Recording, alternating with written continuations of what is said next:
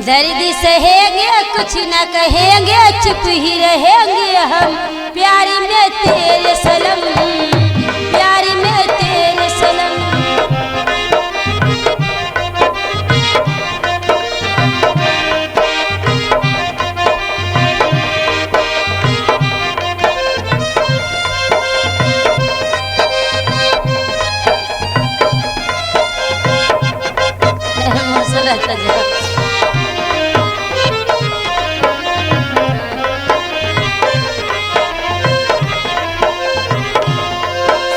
जब तक दिल भर तुझसे बात होती नहीं, दिन ठहर जाता है, रात होती नहीं। पास रहे तेरे या दूर जहाँ ये कहीं, देखे बिना तुझको अब चली आता नहीं।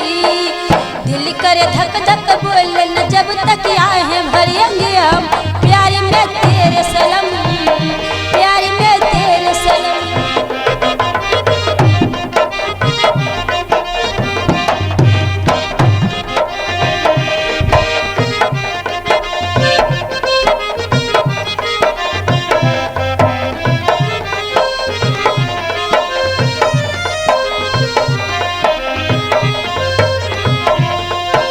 सोच समझ कर हमने दर्द दिल का लिया, भूल के इस दुनिया को प्यार तुमसे किया।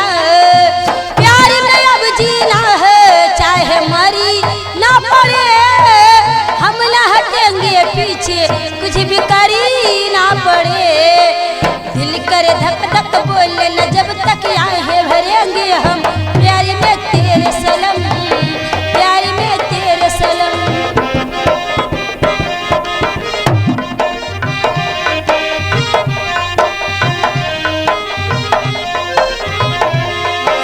दर्द सहेंगे कुछ न कहेंगे, चुप ही रहेंगे हम, प्यारी में तेरे सनम।